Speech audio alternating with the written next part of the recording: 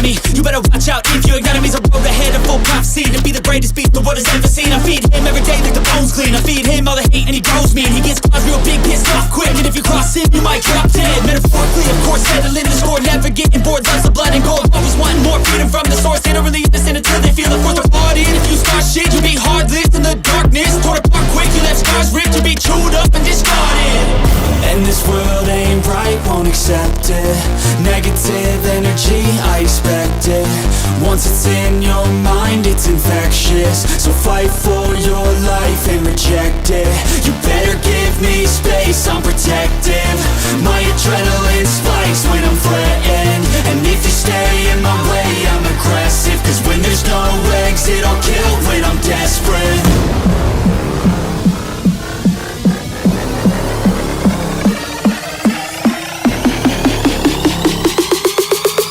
When there's no exit, I'll kill when I'm desperate.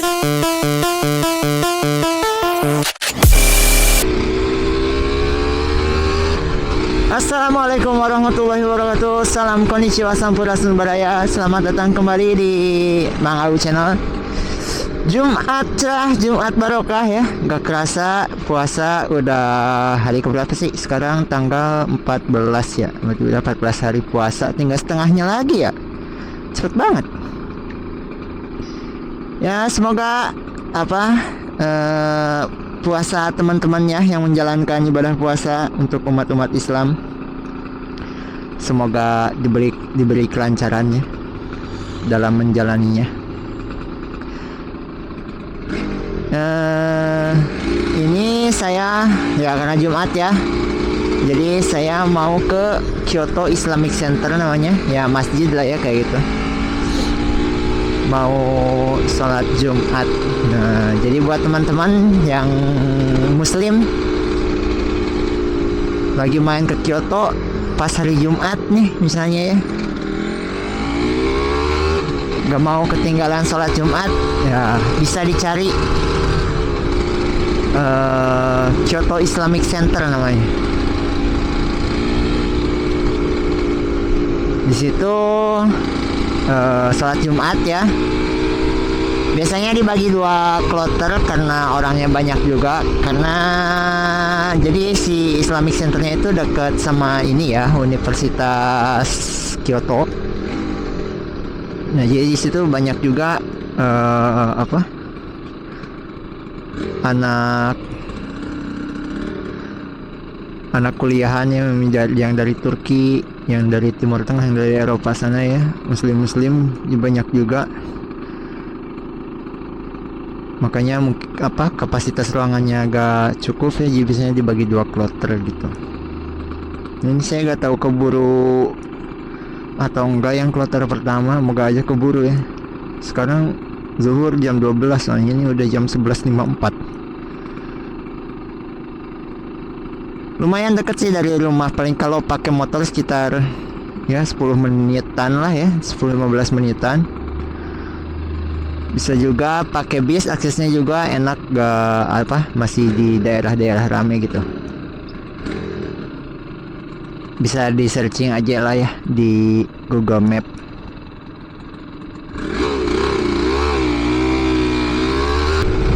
Cuacanya udah mulai hangat ya sekarang. Udah mau masuk musim semi sekitar bulan 4 nanti. Bentar lagi bunga-bunga sakura juga ya bermekaran. Bunga sakura. Nah jadi kalau di Jepang itu, kalau mengawali tahun itu ya, biasanya kalau Jepang itu pakainya bulan dari bulan 4 gitu ya. Misalnya tahun ajaran baru kayak gitu, atau misalnya suatu perusahaan mengawali tutup bukunya atau apanya gitu, itu ya di bulan 3. Nanti tahun awalnya lagi di bulan 4 kayak gitu. Jadi bukan bulan 12. Masuk sekolah juga bulan 4 kayak gitu ya. Makanya kalau di perusahaan-perusahaan juga teman-teman awalan tahun baru itu pasti udah pasti bulan 4 ya, bukan bulan 1 kayak gitu. kalau di Jepang. Entah kenapa seperti itu, saya juga tidak tahu ya. Ya, jadi apa, kalau bulan 4 banyak orang-orang yang misalnya apa, masuk kerja ya, jadi karyawan baru kayak gitu, atau pindahan dari kerjaan yang lama kayak gitu.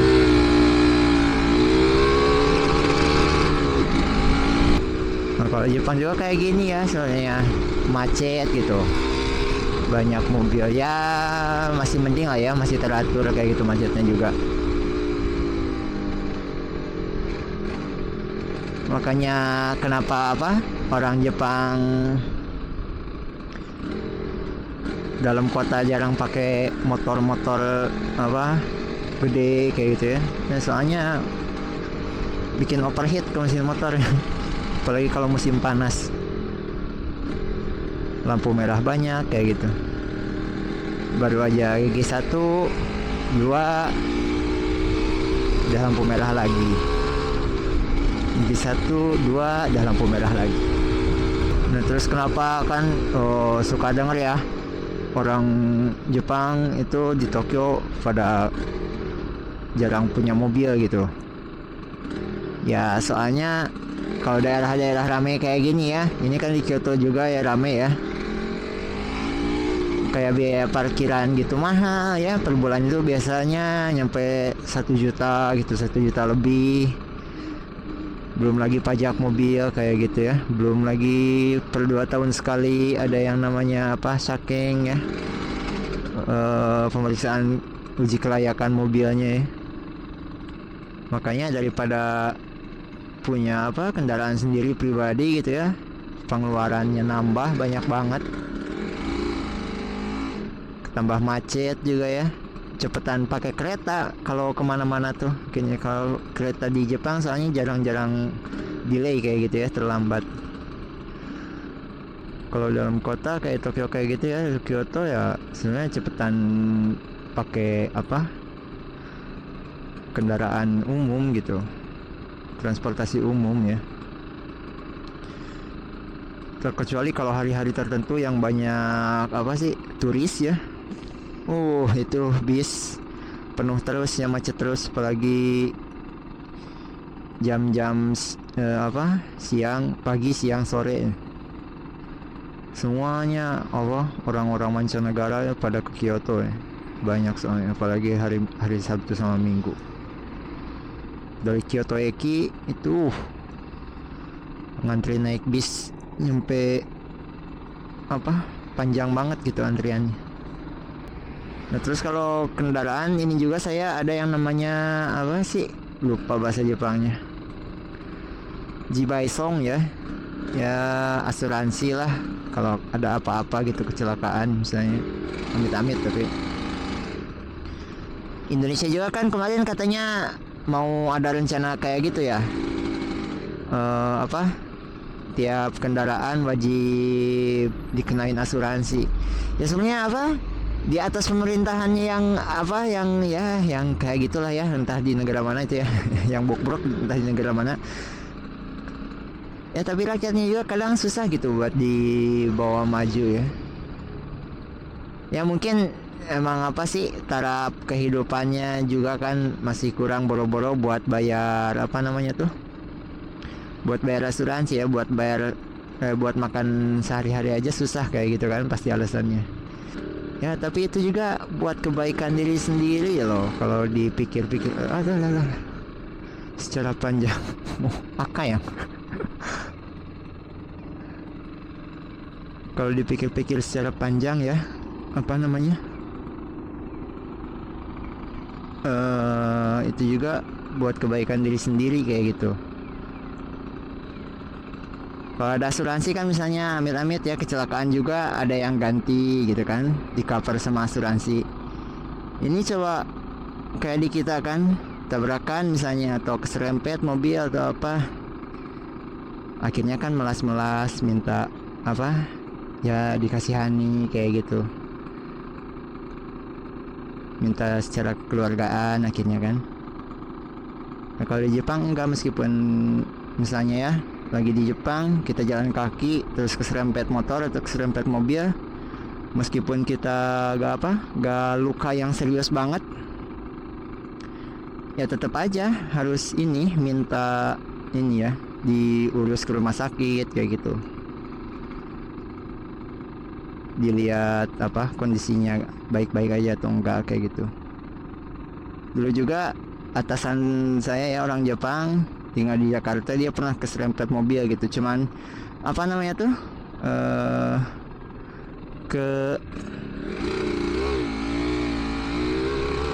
si tangannya tuh cuman kegepak sama ini spion mobil.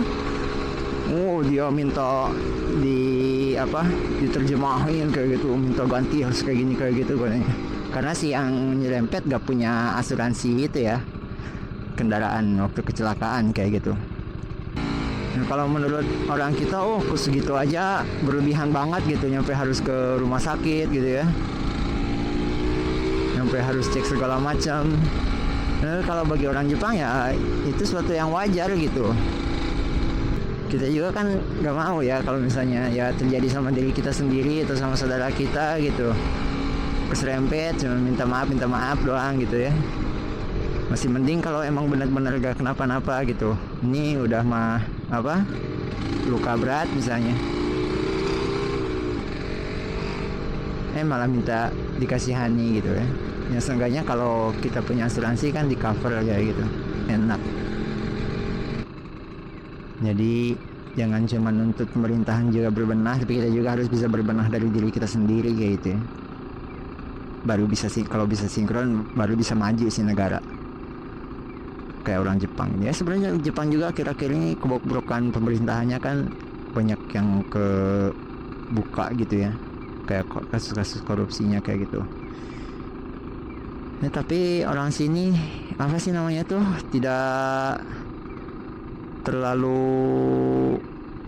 bukan fanatik ya, gak terlalu mempunyai minat atau ketertarikan terhadap politik gitu ya. Korupsi mereka punya unek-unek sih ada, tapi gak diungkapin kayak orang Indonesia kayak gitu kan. Nah, mungkin sekarang masih taraf hidupnya ya masih aman-aman aja gitu. Mungkin Jepang kalau nanti gak tahu ya ekonominya kayak gimana, tapi akhir-akhir ini yen kursnya mulai naik lagi sih. Tapi harga harga sembako kayak gitu, harga beras tuh nyampe 2 kali lipat waktu 3 tahun saya pertama kali datang ke Jepang lagi gitu.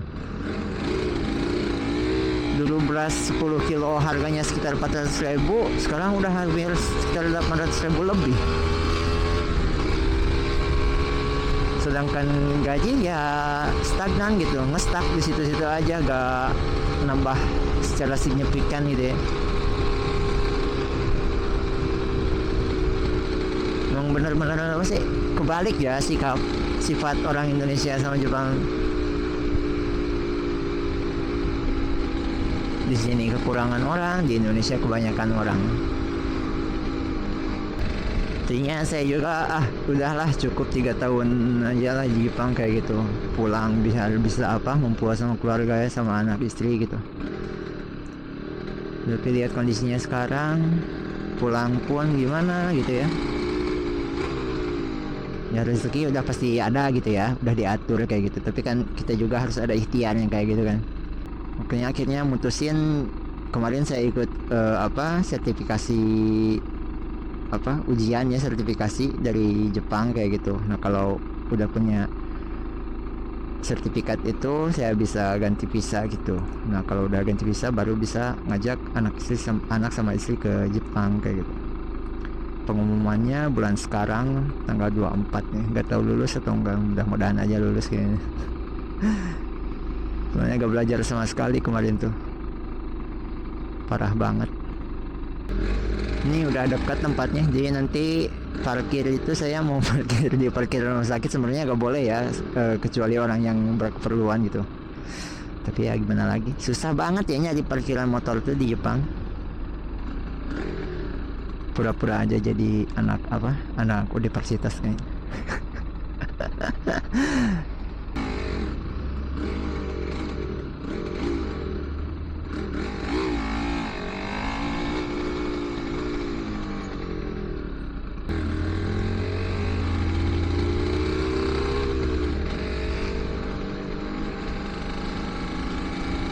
Nah bis ini ya 59 banyak bis kota juga sekali naik sekitar 230 yen ya, kayak kalau dilupain 25.000 lah.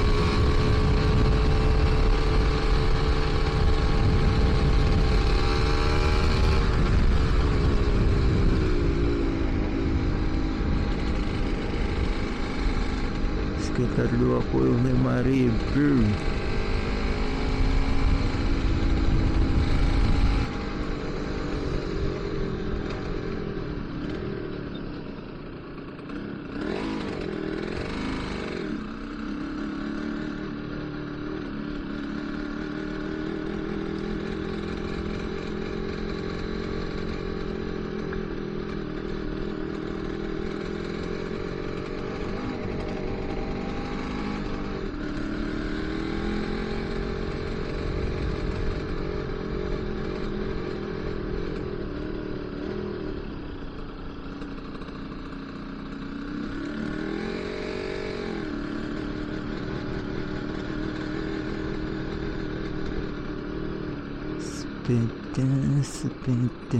Sepeda dimana ya, sini aja lah.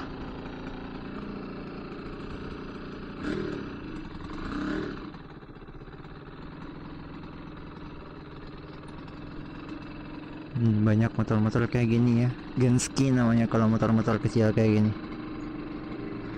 100 cc biasanya, 50 cc. ADP juga ada tuh, Gixxer 250. Kenapa ya si Joki malah ngeluarinnya motor kayak gitu Yamaha. Ada cowok ganteng ketempuan teh kasep ya, kelihatannya ganteng kalau pakai helm tuh. Yang pas dibuka wak wow. Ya, ikutin terus videonya ya. Sekarang saya buka helm dulu.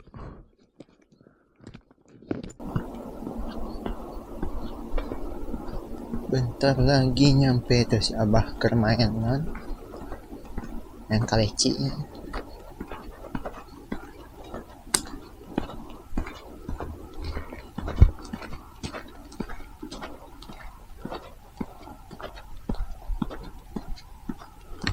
Bapak anak istri enak ya, istirahat di tempat kayak gini gitu, nyantai.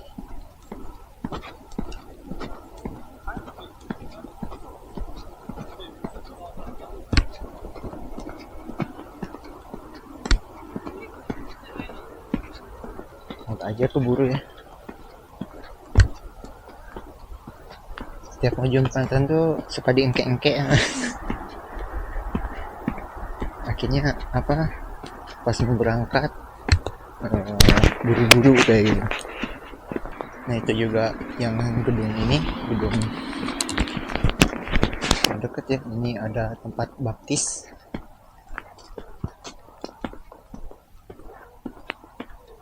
Jadi bisa ada dua opsi ya. Habis dibaptis baca syahadat, nggak bisa, tidak boleh mempermainkan agama.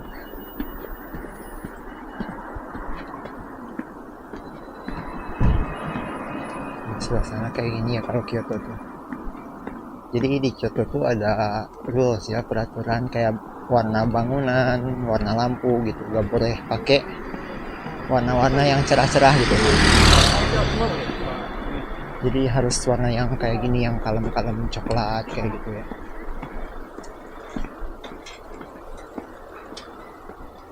Jadinya kesannya tuh apa sih, estetik ya, estetik. Bahasanya orang Sunda bisa ngomong estetik ini. Nah ini udah nyampe mesin kayak bangunan biasa. Konnichiwa. Nah, jadi biasanya ada polisi ya nunggu yang barusan sama itu di depan sana, soalnya suka jadi apa ya, mungkin disuruh warga-warga sekitar buat diawasi kayak gitu tempatnya di sini. Soalnya suka apa, nanti kalau udah selesai Jumatan tuh orang-orang pada ngumpul di sini kayak gitu, akhirnya ngeganggu orang yang mau lewat kan kayak gitu. Makanya ditertibin sama polisi sekitar pas waktu sholat Jumat aja.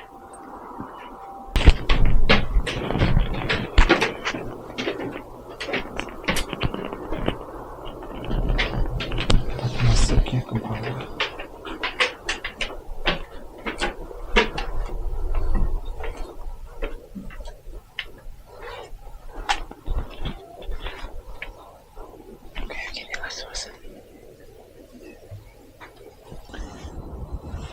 Jadi saya udah selesai Jumatannya. Sekarang lagi santai-santai ya di pinggir sungai kayak gini. Jadi kalau lihat sungai kayak gini suka ingat ke ini ya. Film Doraemon, Nobita suka ini ya, merenung di pinggir sungai kayak gitu.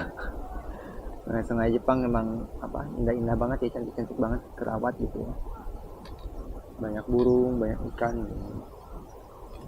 Ya apa? Ya jadi seperti itu juga suasana masjidnya ya, bangunan masjidnya ya beda, apa, gak kayak masjid kayak di kita ya, ada kubahnya kayak gitu. Jadi bangunan ya terus dialihfungsikan sebagai masjid kayak gitu. Dan sebenarnya di dalam masjid itu ada ini juga ya, ada warung ya, biasanya makanan snack-snack Indonesia kayak gitu, snack-snack India kayak gitu ya, atau apa, daging-daging kayak gitu yang halal kayak gitu.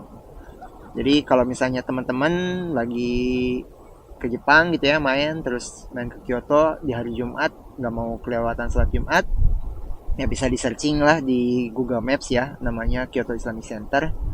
Jadi situ tadi juga saya udah bahas ya, ada kalau Jumat ya biasanya dibikin 2 kloter, jadi jangan khawatir gak keburu atau gak kebagian tempat gitu, soalnya ada dibagi 2 kali ya, karena orangnya banyak kayak gitu.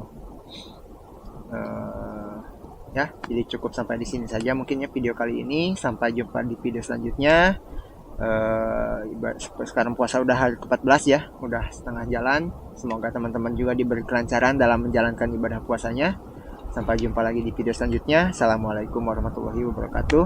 Dan jangan lupa klik tombol like dan subscribe-nya ya, jika kan teman-teman suka sama videonya. Dan jangan lupa juga tombol loncengnya dinyalain. Assalamualaikum warahmatullahi wabarakatuh.